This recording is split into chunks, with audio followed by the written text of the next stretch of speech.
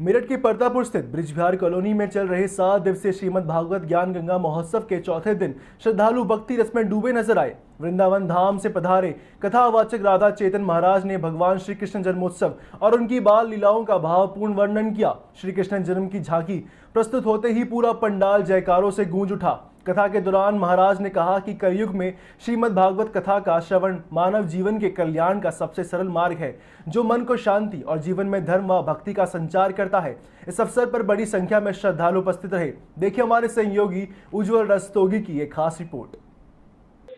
आज का माहौल अगर हम मेरठ में बात करें या पूरे भारत देश की बात करें, राममय हो गया है। जब से अयोध्या में राम मंदिर का निर्माण हुआ है, वहाँ पर पूरे भारत से क्या पूरी दुनिया से वहाँ पे भक्त आ रहे हैं और भगवान के दर्शन, रामलला के दर्शन लगातार कर रहे हैं। एक और जो है भक्ति की भावना से डूबा हुआ एक प्रोग्राम, जिसको कि भागवत कथा के तौर पर जाना जाता है, आजकल पूरे भारतवर्ष में बड़े जोरों शोरों से इसका प्रचार प्रसार हो रहा है। वृंदावन के लोग जो है वहाँ से आते हैं, महाराज आते हैं वृंदावन से और इस कथा का वाचन करते हैं। करीब 5 से 7 दिन ये कथा चलती है। तरह तरह के प्रसाद यहाँ पे वितरण करे जाते हैं। उसके बाद यहाँ पे भागवत कथा का समापन होता है। ऐसी एक भागवत कथा का आयोजन मेरठ के परतापुर में पवन शर्मा जी हैं, उनके यहाँ आयोजन हो रहा है और यहाँ वृंदावन से आए हुए एक महाराज हैं, उनसे हम बात करेंगे, उनका नाम जानेंगे सबसे पहले और उनसे जानेंगे कि मेरठ आने के बाद में उनको कैसा लग रहा है, यहाँ के भक्त लोग कैसे हैं। महाराज जी, मुझे एक चीज़ बताएं कि आप वृंदावन से यहाँ मेरठ आए हैं, पहली बार आए हैं या इससे पहले भी आ चुके हैं? सबसे पहले मैं आपकी न्यूज के लिए धन्यवाद दूंगा, जो आपने साथ संबंधी बात पूछी है। हम यहाँ पहली बार नहीं आए, मेरठ में हमारी बहुत कथाएं हो चुकी हैं। मेरठ के भक्तों से आप पहले भी मिल चुके हैं, कैसे भक्त हैं मेरठ के वैसे?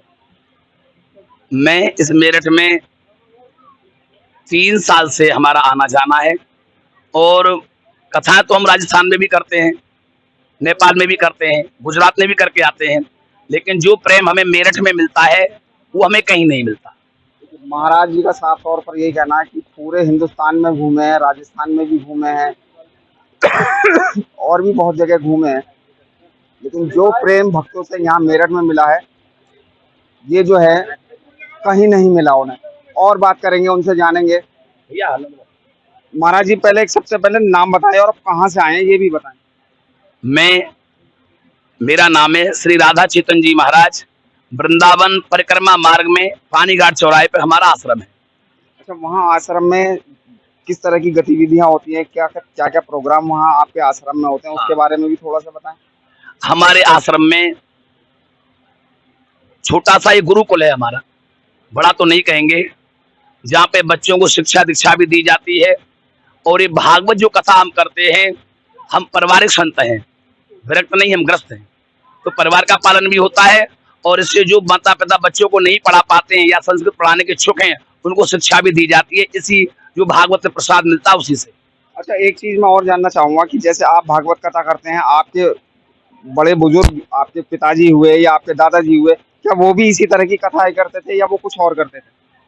हमारे पिताजी भी यही करते थे और वो तो बड़े विशाल रूप से करते थे, जो हम अभी तक नहीं कर पाए।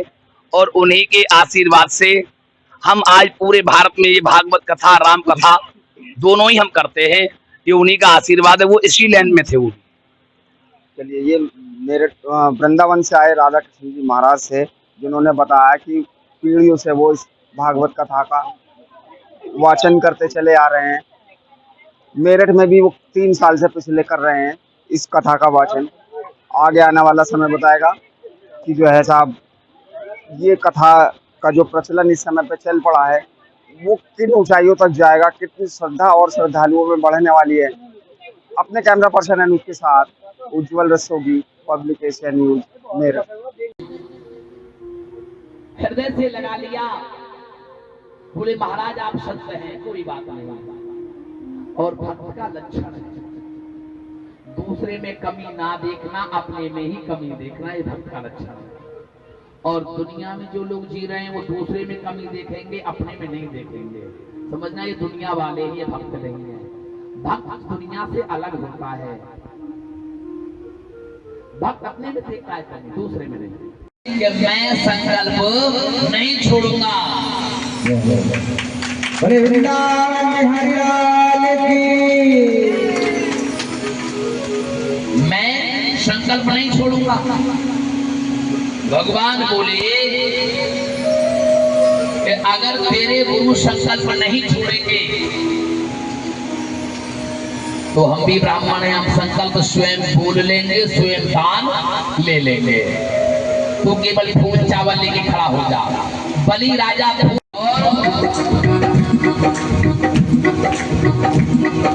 इतना ही नहीं, भगवान और भी कह रहे हैं, गो भजे भजू में वाको दासन को दास, गो भजे भजू में वाको दासन को दास। अब एक बात बताओ, हम लोग कहते हैं भगवान किसी का बुरा नहीं करता, भगवान सबका भला भी नहीं करता।